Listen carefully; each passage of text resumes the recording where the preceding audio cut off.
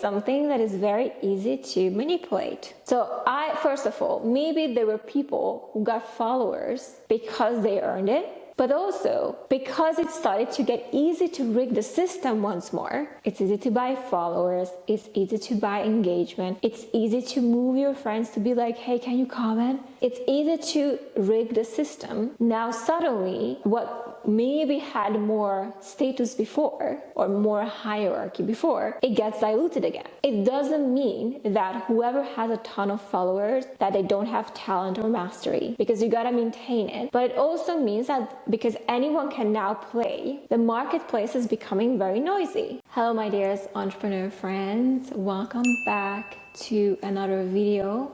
Or if you are listening to this one on the Only Channel podcast, welcome back to the podcast. We are back in studio and I have a cozy pillow behind me and it's the best thing ever. Today I want to talk about hierarchies, and this conversation is a conversation I was having inside of my program I'm currently running live. It's called The Art of the Approach, and this is not dating approach, this is business approach. Even though I do believe that whatever you're learning in here is actually something you can apply in your dating life as well, because principles are universal.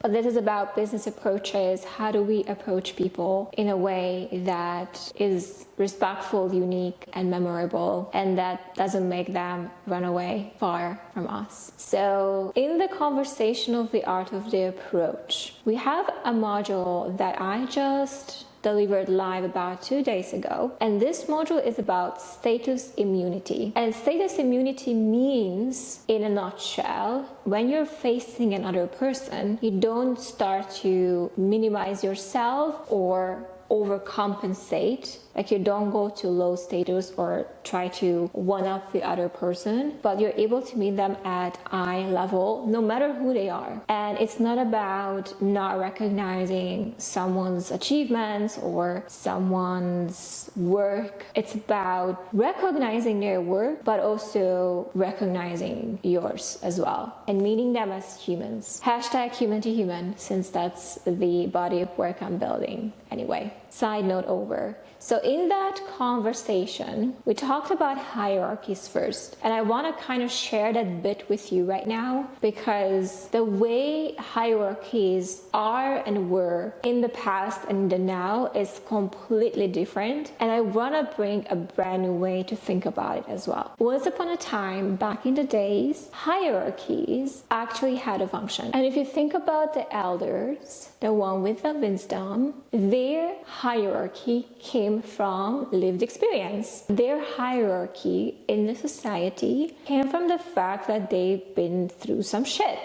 right?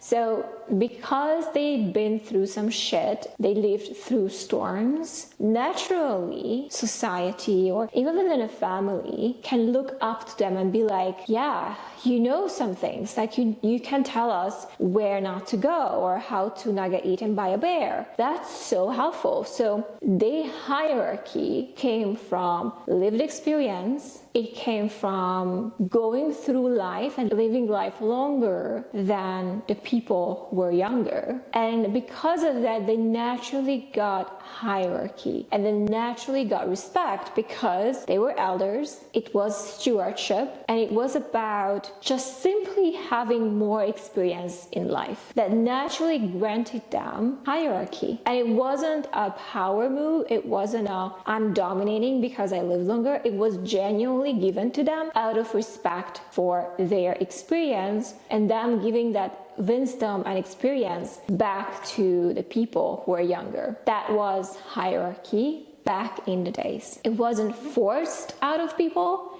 It was given to them freely out of respect for actual earned wisdom. Now, let's keep going and moving through time. And we enter into an era of what I like to call role-based hierarchy. This is when you have teachers who are to be respected and to be in higher hierarchy because of the roles they play. For example, if you are a teacher, then you ought to be respected because the role, aka the teacher, commanded respect, right? So we were starting to give higher hierarchy or higher status to teachers simply because they were in the role of a teacher. And that was all fine too, because back in the days, to become a teacher or to become someone of role-based status, you actually had to earn it. And you earn it by competence, and you earned it by mastery. Like, no matter what you were doing, not just teaching, but if you had mastery, if you had competence, you earned the role, and therefore with that came a higher status, right? So people could respect you because you actually had mastery and to earn it. And in terms of teachers specifically, and I don't want to offend anyone, this is not the goal, but what has happened over time is that there are certain roles that came easier to acquire. So nowadays, I'm not sure how it is in your country, but in Europe, especially for a kindergarten or primary school teacher, the barrier of entry is not that high. And some people can just pay their way through university. They can become teachers. What happens is that whoever is now holding the role of a teacher, or whatever that we are talking about that now has role-based hierarchy, is not necessarily always the person who is the most competent and who has the highest mastery, who has high intelligence, emotional intelligence. Like, there isn't that high earned competence and wisdom anymore that used to be back in the days. It's just like anyone can acquire that role if they wanted to, especially nowadays. And so because of that, there is dilution in the field. It doesn't mean that all people who have role-based statuses, they are incompetent. It's not what I'm saying.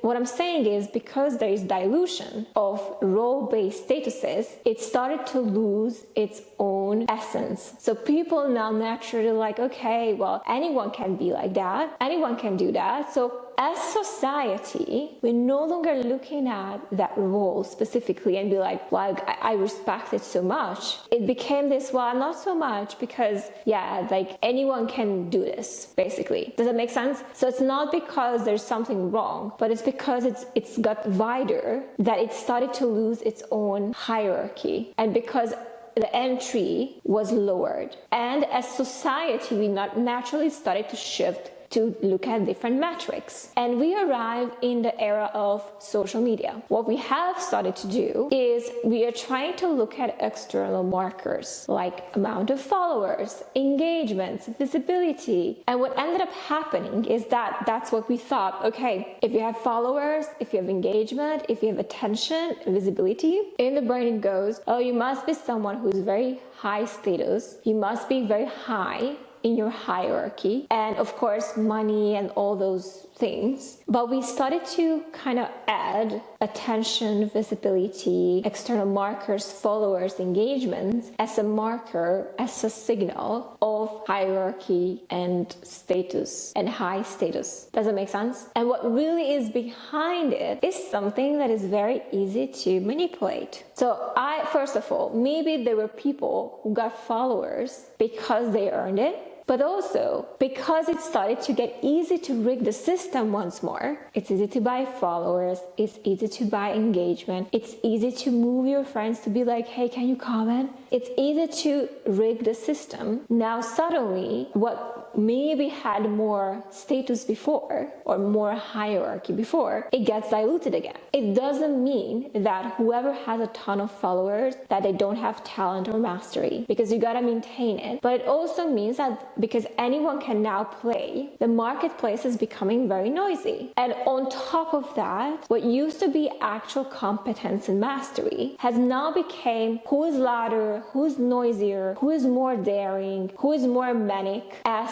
okay, that's what people pay attention to: drama, to attention-seeking behaviors, to trying to hype up things to make them look crazy. And that what earns attention, because dopamine spike in the brain and oh my god, like I gotta pay attention. So people naturally became louder and louder and louder and noisier, and whoever made the most noise had the most followers and views, ergo higher status and higher in their hierarchy of what humans now consider worthy or powerful, but because the game is now open to anyone. Which means anyone who's loud can create viral videos, anyone can pay their way to followership, to viewership, to attention. It means that the real ones sometimes, who actually have mastery, if they're not so loud, they might be unnoticed. And whoever actually has huge followers, either they have huge talent and competence or they don't. It's not a prerequisite anymore. And so as society is growing in awareness, and we are, thankfully, because of AI, because of everything that's happening, because even the people who use external status signals like followers, engagements, and because of its availability to now basically anyone, what happens is the audience, they become more and more discerning. So they're not getting dumber. There always be people who cannot discern, but a lot of people are waking up to realize like, hey, wait a minute. Anyone can have fake followers. Anyone can have fake engagement. Anyone can have a photo shoot. Anyone can have PR publications. Anyone can have it. So we need to discern better, and we need to find different ways to recognize who are the real ones. And so this inflated narrative is gonna go out of style. I mean, it always be in style for certain audiences. Let's just say that. But smarter, discerning ones are always going to gravitate to something else. And I'm going to tell you what it is. I think the future of status is actually not necessarily hierarchical, but embodied. So hierarchy and status will come from embodiment. AKA, the more you actually embody what you teach, what you say, who you are, the more naturally people will gravitate to you, and the higher status they're going to give to you, because they recognize that you speak from lived experience. They recognize that this is something you wrestled with and you overcame it. And that has such a distinct signal, guys, that it cuts through noise. And that's where we're headed. We're headed to an era of leaders who are emotionally intelligent, who speak truth, who has wisdom and embodiment on their fields. And we give them higher status, not because of numbers, but because of what they say and how that feels in our body as truth. That's where we're heading. So I find it interesting because the people who grasp into external forces to maintain authority, they will have to understand that this will not be sustainable long term. Because like I said, it's easy if the marketplace is getting diluted. It's easy to see through it. And buyers in the marketplace are seeing through it.